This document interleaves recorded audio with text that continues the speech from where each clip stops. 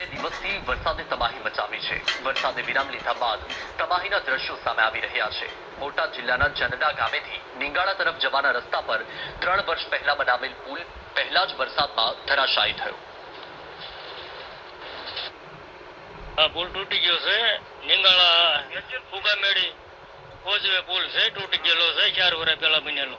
પેલા વચ્ચે તો થોડુંક તો નુકસાન થઈ ગયું હતું, બન્યું તરત। તે પછી અત્યારે હાલ તૂટી ગયો હાવ।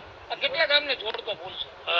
7 થી 8 ગામને, ફુગામેડી, લાખણકા, પછી નિંગાળા, ખોબાળા, પીપળિયા, હોરકા, દરિયાડ, કાળા તળાવ, બધા ગામને લગતો વસ્તુ છે।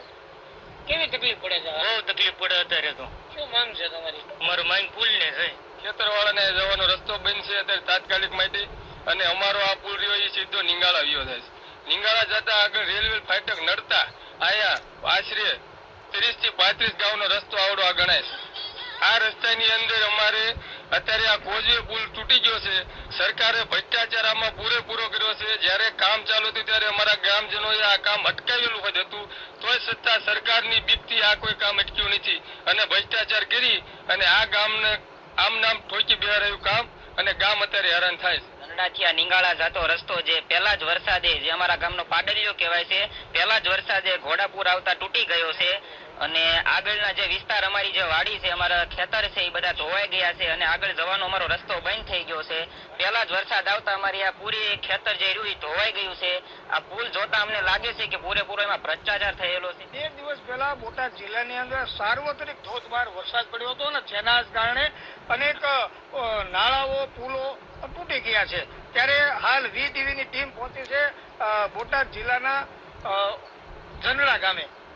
બોટાદથી નિંગાળા જતો જે વચ્ચે જનડા ગામ આવે છે ને, ત્યાં તે પાડલિયા નદીની અંદર ઘોડાપુર આવ્યું હતું, ને ત્યાં આ 3 વર્ષ પહેલા આ જે બનાવેલો પુલ છે એ તૂટી ગયો છે, અને હાલ 10 થી 15 ગામો નો જે રસ્તો છે જે તે બંધ થયો છે। હાલ આ ગામના લોકોને અહીંયાથી તાલુકા સેન્ટર અને જિલ્લા સેન્ટરે જવા માટે 25 થી 30 કિલોમીટર ફરીને જવું પડે છે। ત્યારે આ જે પુલ છે, આ પુલ ઉપરથી જનડા, ઉગામેડી, નિંગાળા, સુરકા, પીપળિયા સહિતના ગામોમાં જવા માટેનો મુખ્ય માર્ગ હતો। ત્યારે હાલ આ પુલ તૂટી જવાના કારણે વાહન ચાલકો અને લોકો ભારે મુશ્કેલીનો સામનો કરી રહ્યા છે।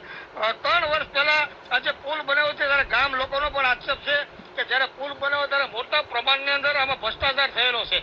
જે મટીરિયલ વાપરવું પડે એ મટીરિયલ વાપરવામાં જ આવ્યું નથી, અને ચોક્કસથી હું દ્રશ્યમાં પણ દેખાડીશ કે આ ખરેખર આ જે પુલ છે, પુલની નીચે અને આ જે રેતી છે એ જ જોવા મળે છે। ખરેખર આની જે મટીરિયલમાં સિમેન્ટ, RCC ની અંદર લોખંડ ને જે હોવું પડે એ બિલકુલ ઓછા પ્રમાણમાં વપરાયેલું હોય એવું ચોક્કસથી આ દ્રશ્યમાં પણ જોવા મળી રહ્યું છે।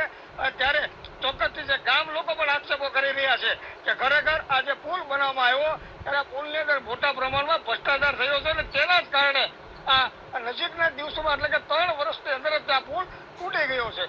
ત્યારે પુલ બનાવનાર કોન્ટ્રાક્ટર સામે તાત્કાલિક અસરથી કાર્યવાહી કરવાની ગામ લોકો માંગ કરી રહ્યા છે, અને સાથે સાથે આ પુલ ફરીવાર મોટો પુલ અને મજબૂત પુલ બનાવવામાં આવે તેવી પણ આ જનડા ગામના લોકો માંગ કરી રહ્યા છે। Raju Baraiya, VTV news, Botad.